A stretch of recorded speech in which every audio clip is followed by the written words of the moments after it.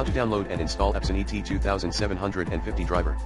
To download and install the driver for your Epson ET-2750 printer, you can follow these steps.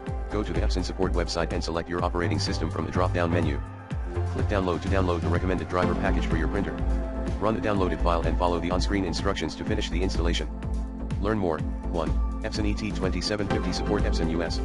https://epson.com/support/printer/all-in-1/et-series/epson-et-2750/s/spt_c11cg22